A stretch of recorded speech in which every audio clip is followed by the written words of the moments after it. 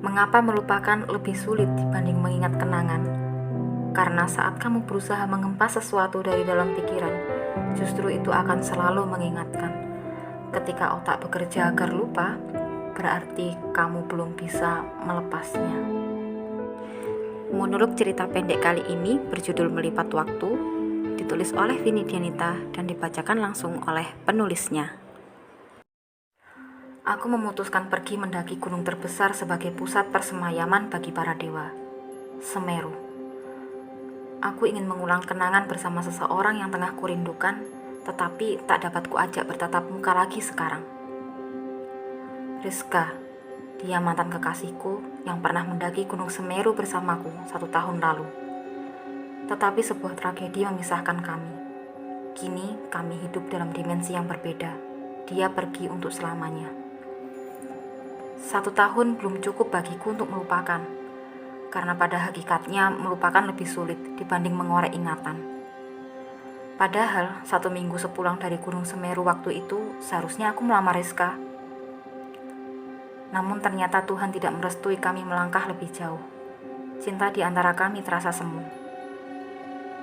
Aku melakukan pendakian seorang diri, berharap Rizka hadir bersamaku walaupun tanpa bisa aku pandangi.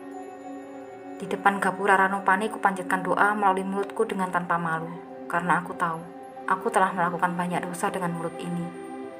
Memaki, mengumpat, melaung, dan bersumpah kepada Tuhan bahwa aku tidak akan menikah kecuali Rizka kembali bersamaku atau aku yang akan pergi menyusulnya. Pagi ini bersama udara dingin yang membekap tubuh kami, aku dan para pendaki dari daerah lain mulai melakukan perjalanan dengan tujuan masing-masing.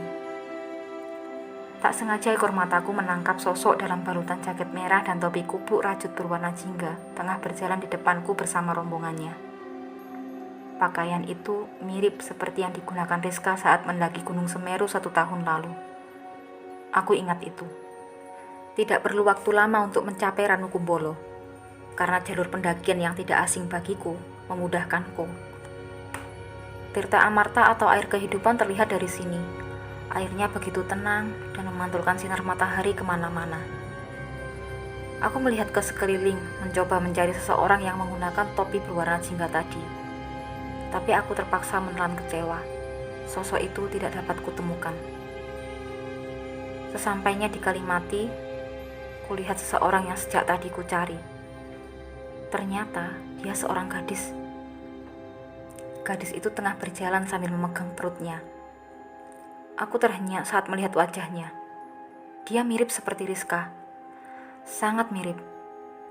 Seorang laki-laki berbadan besar yang kemungkinan adalah ketua rombongan mengatakan bahwa salah satu harus mengantar Rizka turun, karena kondisinya tidak memungkinkan untuk melanjutkan pendakian.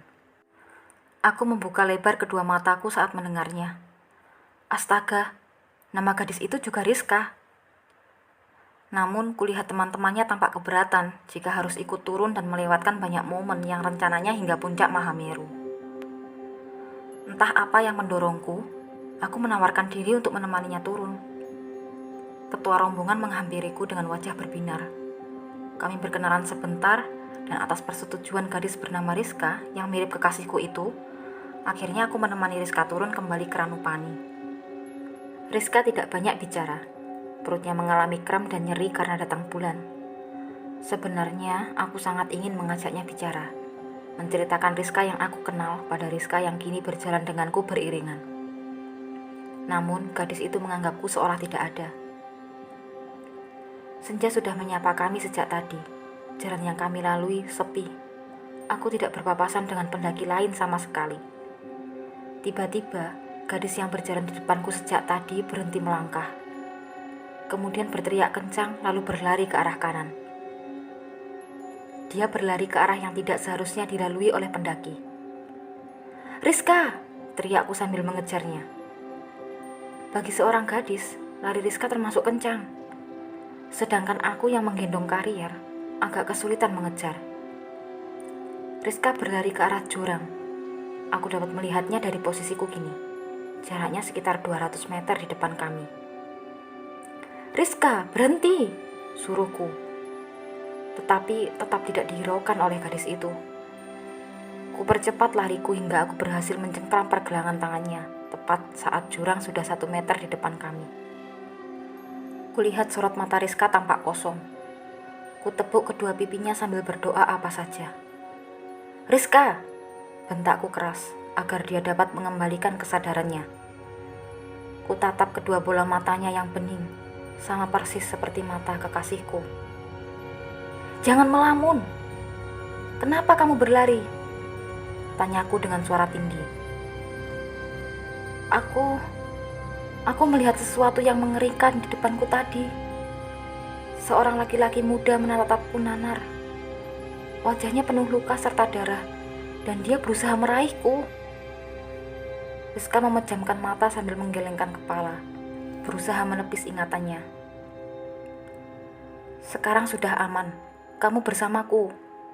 Pegang tanganku, jangan dilepas, dan jangan melamun," kataku tegas. Rizka mengangguk lemah. Kami berjalan kembali. Aku berusaha mengingat arah yang tadi kami lewati. Sialnya, ingatanku terjun payung dan tidak bisa diharapkan. Aneh, sesuatu yang sebaiknya kulupakan justru terpatri di otak tak mau pergi. Tetapi hal penting yang harus aku ingat malah menguap begitu saja bersama karbon dioksida. Aku berusaha tidak membuat Rizka lebih cemas. Matahari sudah tenggelam termakan gelap. Pandanganku terbatas untuk melihat ke depan. Ku dengar sayup-sayup langkah kaki berlari ke arah kami. Aku menduga itu hewan buas, karena tak jauh dari sini terdapat sumber mata air. Pancaran sinar berwarna merah tampak dari kejauhan.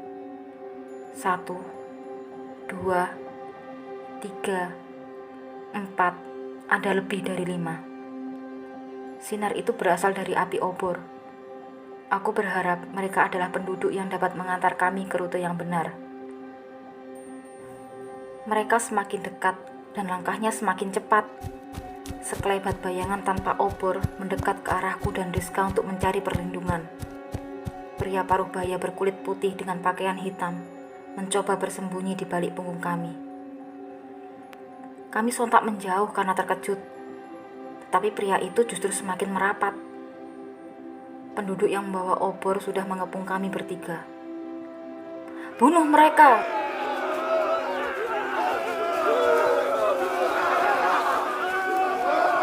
"Tunggu, kami tidak mengenalnya," kataku berusaha berteriak di tengah keramaian. Tetapi ada yang janggal. Aku tidak dapat mendengar suaraku sendiri. Aku tidak bisa mengeluarkan suara. Rizka mencoba berteriak sekuat tenaga, tetapi sia-sia. Hanya mulutnya saja yang terbuka lebar. Mereka mengepung semakin rapat. Tanganku dan Rizka bertaut semakin erat. Tiba-tiba ku dengar suara gemerincing keras. Mereka semua menoleh ke satu arah. Seorang nenek berjalan mendekati kami. Kedua tangannya disembunyikan di balik punggung. "Siapa yang menyuruh kalian membunuh mereka?" tanya nenek itu dengan suara parau dan berat. "Kalian berdua, kemarilah." Nenek berambut putih melambaikan tangannya ke arah kami. Aku dan Rizka lantas berlari ke arah si nenek. "Bunuh dia!" ucap nenek itu sambil menunjuk pria berkulit putih di depan kami. Seorang penduduk mengeluarkan sebilah pedang, kemudian menebas kepala pria yang sejak tadi berusaha sembunyi. Rizka mengarahkan wajahnya di balik punggungku. Aku sendiri memejamkan mata. Terlalu mengerikan untuk melihat kepala yang lepas dari lehernya. Aku tidak tahu apa salah pria itu hingga dibunuh dengan tragis, tidak manusiawi. Aku masih merasakan Rizka bersembunyi di balik punggungku sambil memegang erat jaket yang kugunakan. Lama-lama suara riuh itu menghilang. Aku memberanikan diri membuka mata. Hilang, lenyap. Tidak ada penduduk atau pria yang dibunuh serta nenek berambut putih yang baru kulihat 2 menit lalu. "Rizka," panggilku. Rizka tidak menjawab. "Buka matamu," suruhku. Perlahan Rizka menegakkan kepalanya kembali.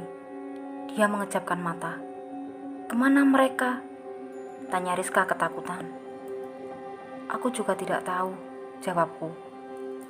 Aku mengedarkan pandangan ke sekeliling.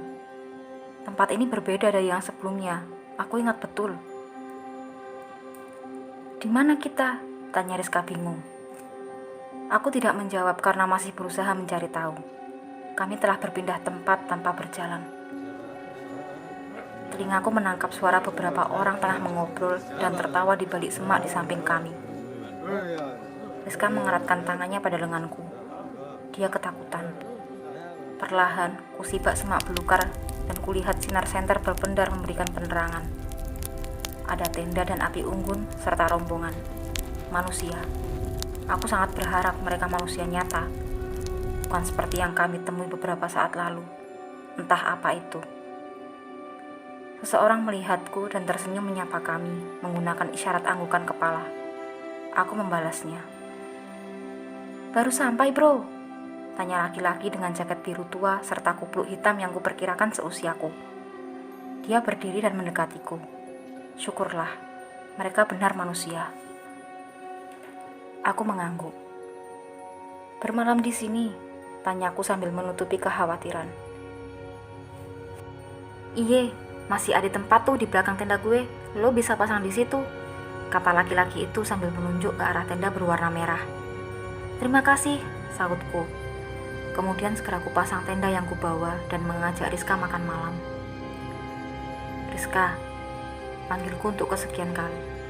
Jantungku berdetak kencang. Tanganku yang dingin semakin kueratkan pada cangkir plastik berisi teh hangat. Rizka menoleh memandangku.